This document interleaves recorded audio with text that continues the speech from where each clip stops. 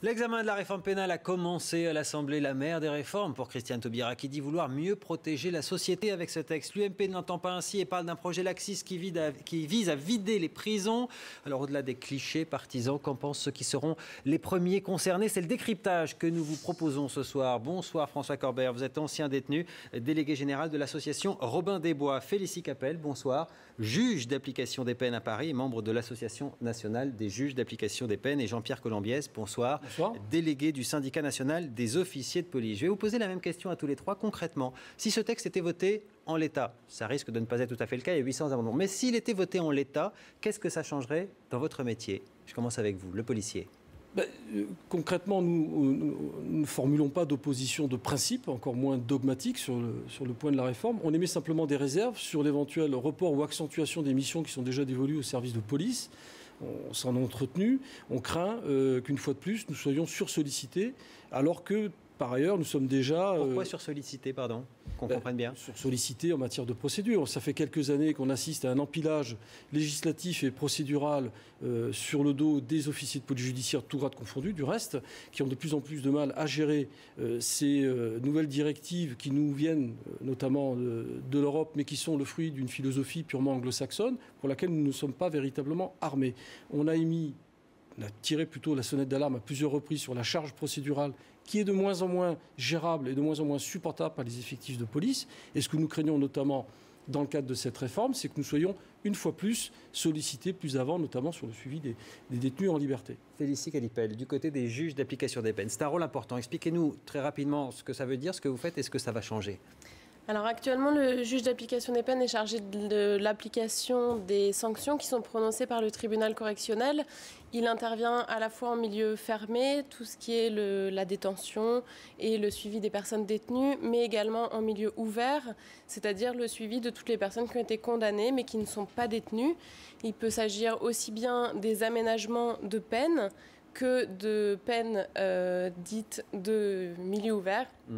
Le sursis mis à l'épreuve qui impose certaines obligations aux condamnés, le travail d'intérêt général, le suivi socio-judiciaire et la réforme va ajouter donc la contrainte pénale. Donc est une autre façon de ne pas emprisonner. Voilà, une nouvelle peine qui sera à la disposition du tribunal correctionnel qui pourra prononcer cette peine pour demander au juge d'application des peines de mettre en fait un suivi plus particulier, plus poussé, complètement déconnecté de l'emprisonnement et cela permettra donc au juge d'application des peines avec le service pénitentiaire d'insertion et de probation qui travaille avec lui, de mettre en œuvre ces mesures. La probation, ça existe déjà. On entend souvent dire, quand il y a des problèmes, justement, oui, mais les pauvres juges d'application des peines, ils n'ont pas les moyens d'aller surveiller ces détenus qui sont dehors. Est-ce que ça ne va pas aggraver le problème, cette contrainte pénale, cette nouvelle forme de probation, en quelque sorte? Alors, bien évidemment, et c'est un point sur lequel les juges d'application des peines ont insisté depuis le début de cette réforme.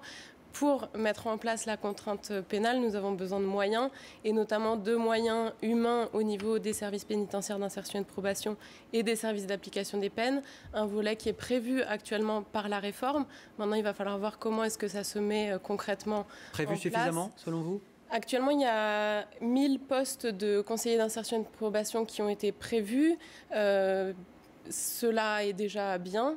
Maintenant, est-ce que ça va être suffisant? Est-ce que c'est suffisant? On ne fait pas de langue de bois sur ce plateau. Vous pouvez y aller. On ne fait pas de politique. On essaie juste de comprendre si on est en train de voter un texte qui va être applicable. Alors aujourd'hui, chaque conseiller d'insertion et de probation a un certain nombre de suivis, entre 80 et 130 en fonction des services pénitentiaires sur le territoire.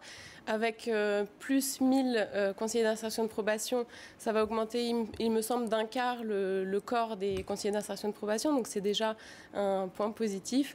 Maintenant, à voir comment va être prononcée cette contrainte et concrètement de quoi en gros, s'il y a beaucoup de contraintes pénales qui sont prononcées, à ce moment-là, ça risque de devenir compliqué pour vous, si je vous entends bien. C'est bien ça que vous êtes en train de nous dire. Mais en même temps, ça permettra vraiment d'avoir des suivis plus adaptés et plus renforcés pour les personnes qui sont dans des situations qui le justifient. François Corbert. Je crois que c'est pour toutes les associations qui défendent les personnes détenues, mais aussi l'intérêt général, parce que personnellement... Oui, il n'y a pas forcément d'opposition entre personnellement, je défends les droits de l'homme dans les prisons, mais je considère que le droit à la sécurité, pour vous de marcher dans la rue sans qu'on vous pique votre Rolex. Non, je n'ai pas de Rolex, je vous rassure tout de suite. Est aussi un droit très important. Donc il faut trouver un équilibre entre le détenu qui peut un jour commettre, tout le monde peut un jour se retrouver en prison, et la liberté du citoyen. Donc c'est ce très difficile équilibre que jusqu'à présent on n'a pas vraiment réglé, puisque depuis 2 siècles on vit sur la culture du cachot. C'est une formule de Jean-Jacques Urvoas que je reprends volontiers. Et jusqu'à présent... Et qui n'a pas fait ses preuves en termes de récidive. Voilà. Et jusqu'à une date très récente, c'est, pour parler simple et direct, on est tous d'accord là-dessus, d'ailleurs c'est très agréable parce que c'est pédagogique et j'espère qu'on va faire l'union nationale, j'en rêve depuis des années sur ces questions. Arrêtons de dire il y a les laxistes. Et, bon, il faudrait être... complètement cinglé pour prétendre que les élus socialistes qui sont pères de famille, qui sont maris, qui veulent relâcher les criminels. Enfin, une espèce de... On voit la bataille idéologique qui se bat, qui se prépare. Non, mais il y a quand même un vrai sujet. On vient de l'entendre avec ce témoignage de Mme Canipel, c'est que s'il y a vraiment beaucoup de contraintes pénales qui sont prononcées, ça dépendra de l'extension. Alors, jusqu'à quel niveau de délit on va non, mais mais si on a beaucoup, ça veut dire qu'on ne pourra pas les contrôler. Et donc, ça voudrait dire qu'au fond, il y aura de fait une impunité. Mais non, la philosophie de la réforme vient de très loin. Mme Taubira l'incarne, ça aurait pu être André Valigny ou d'autres gardes des Sceaux. Ce sont des idées qui sont portées par des milliers de gens qui connaissent les problèmes de justice et de prison depuis des années. Emmaüs, le syndicat de la magistrature, tous les gens qui connaissent la réalité.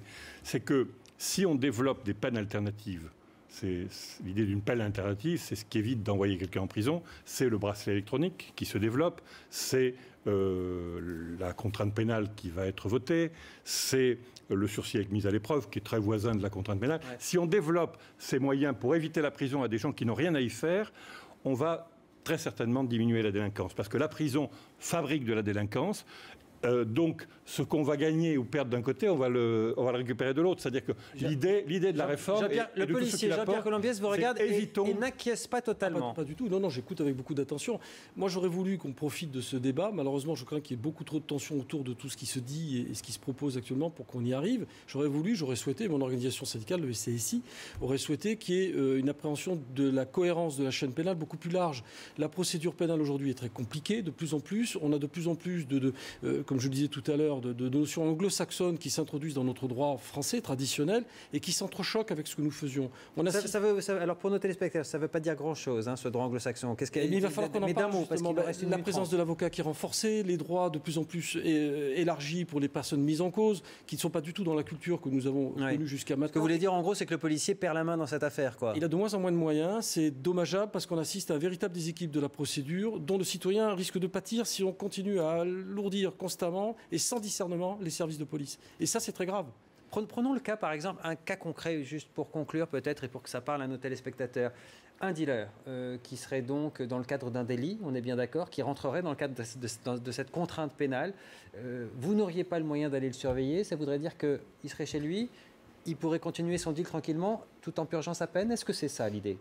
Alors, il faut savoir qu'aujourd'hui, la détention de stupéfiants est punie de 10 ans d'emprisonnement. Donc déjà, on est au-delà de ce qui est prévu par le texte. Ça dépendra de ce qui sera retenu, mais effectivement, avec ce qu'a voulu le gouvernement, pour l'instant, on n'est pas dedans. Il faut voir que chaque infraction qui est prévue par le législateur peut recouvrir des réalités très, très différentes. Alors, un voleur multirécidiviste, par exemple, prenons cet exemple-là. Ça rentre dans le cadre de la contrainte pénale, tel que ça devrait être voté dans le texte. Oui. Donc, à partir de là, si vous ne pouvez pas le surveiller, il peut continuer éventuellement... Alors, je pense pas que la contrainte pénale va nous permettre de surveiller quelqu'un 24 heures sur 24. Ça va se passer comment, cette surveillance? C'est ça qu'on ne comprend pas bien. Il existe un moyen très moderne et très simple qui est développé depuis des années, qui s'appelle le placement sous surveillance électronique, qui a commencé sous la droite. D'ailleurs, ce n'est pas la gauche qui est révolutionnaire et qui met ça en place. Le bracelet, ça marche très bien. C'est une vraie peine. Vous êtes tenu de rentrer à des heures extrêmement strictes. Et j'ai connu beaucoup de détenus que nous aidons qui ont la prison dans la tête, parce que s'ils rentrent à 7h05, l'alarme sonne et ils vivent avec la peur de retourner en prison. À tel point que certains disent « je préfère finir ma peine en prison plutôt que de vivre ». C'est une vraie peine, il ne faut pas croire, mais c'est plus intelligent que d'envoyer quelqu'un en prison. Ça sera ça, la contrainte pénale, ça sera le bracelet électronique? Pas forcément. La contrainte pénale, c'est plus arriver à fixer des obligations qui vont être adaptées à la personne, une interdiction de contact, une interdiction de certains lieux, une interdiction de détenir une arme, obliger la personne à suivre un programme spécial, individuel ou collectif de prévention de la récidive pour s'inscrire effectivement dans une démarche positive d'action, ce qui n'est pas du tout incompatible avec le bracelet électronique qui répond peut-être plus à une autre forme d'éviter l'incarcération. Et je crois, pour compléter, que même et pour conclure, s'il vous plaît. Voilà, pour conclure, même si c'est vrai qu'on manquera un petit peu de magistrats dans un premier temps, le ministère a quand même fait un effort sans précédent en recrutant 1000 conseillers d'insertion et de probation qui sont le bras armé du juge d'application des peines, on l'a compris. beaucoup plus que le policier, et qui vont être là, qui vont être là pour encadrer ces personnes. En tout cas, on a entendu les 3 points de vue, et celui du policier, et celui du juge d'application des peines, et celui qui défend effectivement les droits de l'homme dans les prisons. Et dehors, et l'humanité tout simplement des condamnés. Merci à tous. Évidemment, ce débat aurait pu durer plus longtemps, mais il va durer quelques jours à l'Assemblée nationale, et je pense qu'on aura l'occasion d'y revenir et d'en reparler plus en détail. Merci à vous. Tout de suite, la météo.